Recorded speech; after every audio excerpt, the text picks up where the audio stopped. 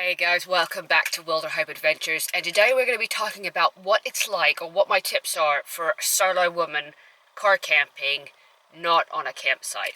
This was a video that's been requested many times, especially as I run my own car camping group for women.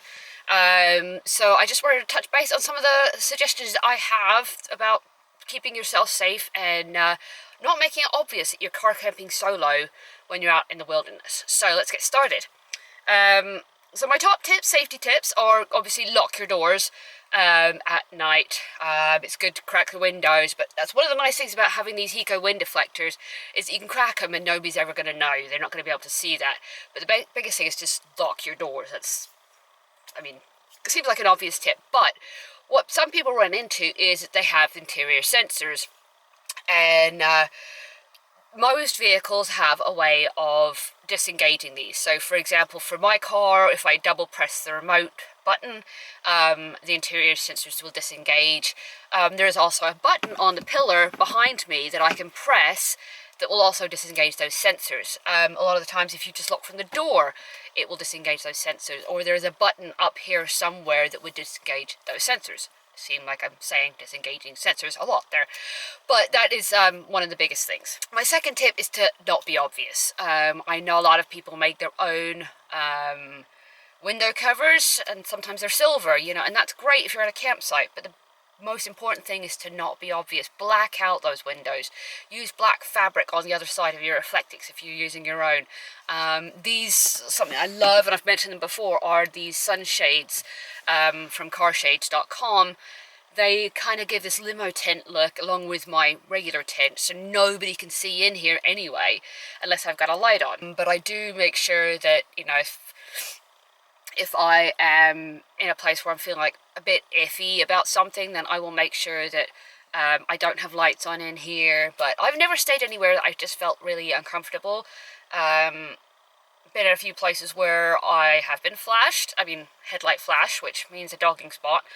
But I pretty much just ignored them and they went away. But yes, having blackouts rather than making it obvious you've got curtains or anything like that. Even my curtains, which are flowery or got plants on them, they have a black or dark coloured side to them which faces out. So when you get to your parking area, if you found a place that you really like, you're like, oh yeah, this is where I want to stay, make sure that you're not blocking yourself in, that it's not difficult to get out. You always want to be able to pull out directly, if you can. I don't always follow this rule, and it really depends on where I'm at. I'm usually more concerned about being level. But I won't parallel park somewhere. I won't go anywhere where it's difficult for me to get out quickly. So even if I have to back up and out, that's something I've actually trained to do, was back up at speed in an accurate direction. But it's always important, don't block yourself in, and always know where the exit is.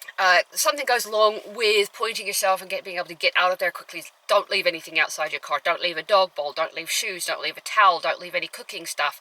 Just leave nothing outside. Don't make it look like that somebody's actually staying in the car. And I think that's about getting out of there quickly. You don't want to worry about leaving stuff behind, but again, you don't want people knowing that somebody's in the car, whether you're male or female on that one.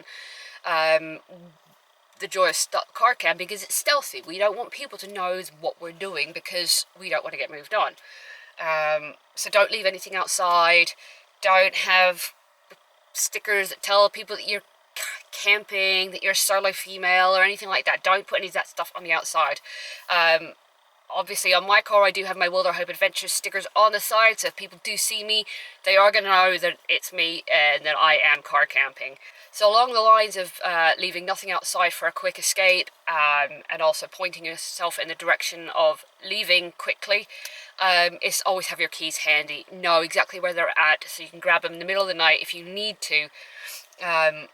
Don't ever put them in a place where you're not sure. If you're not a drinker, if you don't drink when you're car camping, leave them in the ignition if you need to.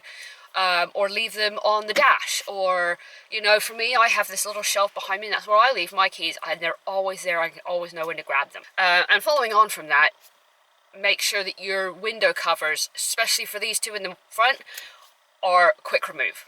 Don't put anything in there. It's going to take more than a second or two to remove.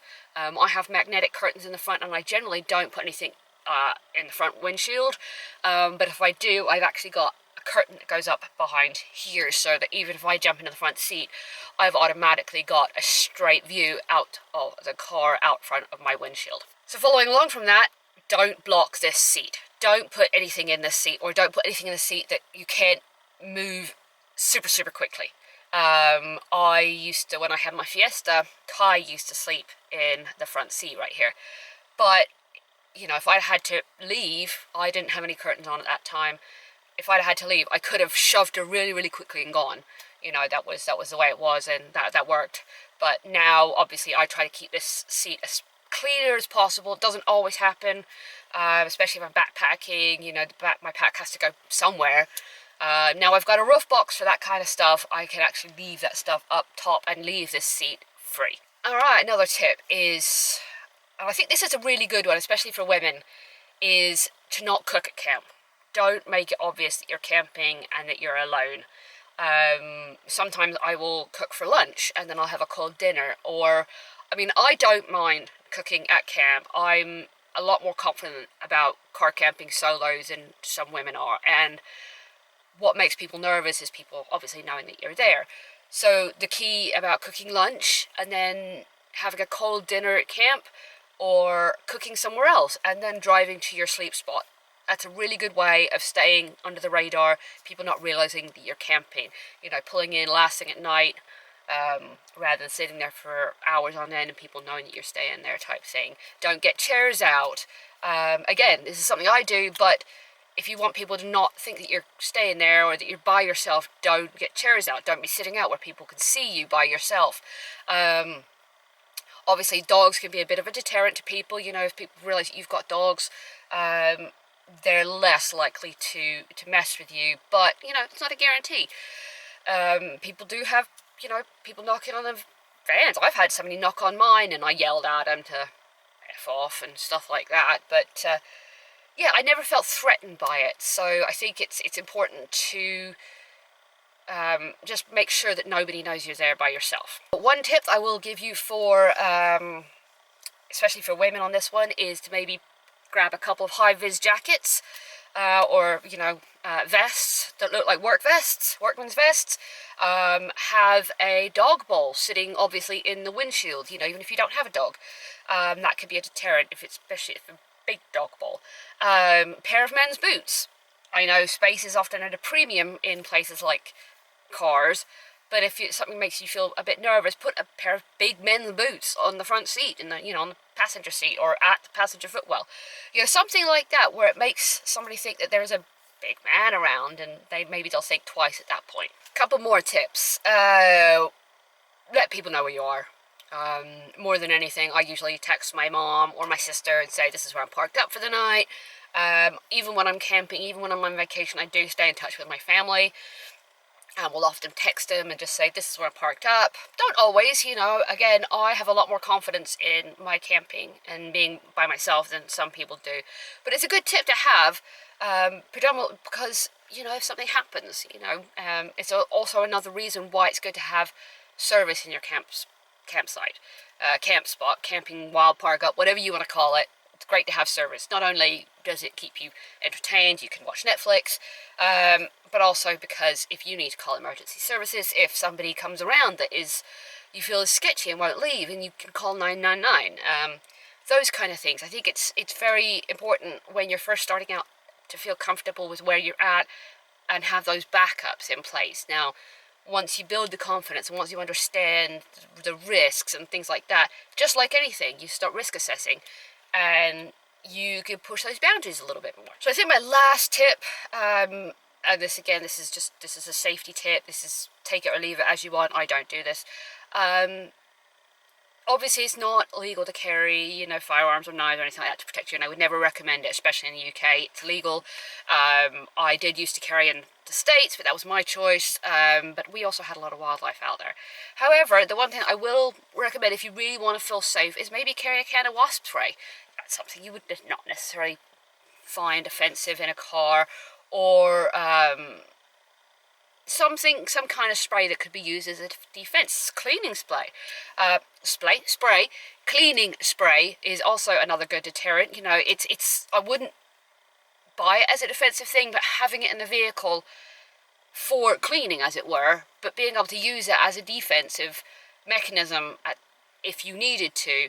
Even a fire extinguisher, you know, point that at someone and it goes off in their face, you know, or outside the car, you're actually going to cause them, you know, to back off. So I think that would be my last tip. You know, just carry something in the car that would be used every day, but keep it in a place where if you needed it for self-defense, it is available. Anyway, guys, those are all my tips for solo women wild camping.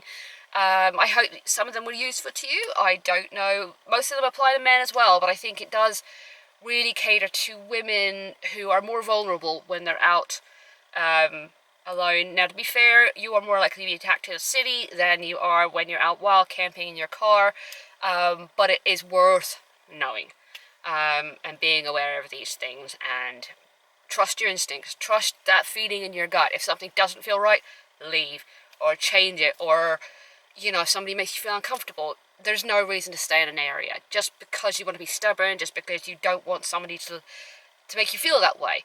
Trust your instincts. Go with your instincts. Trust your gut, and stay safe. So, anyway, guys, I hope this was useful. As always, take care of yourself, take care of your mental health, and thanks for watching.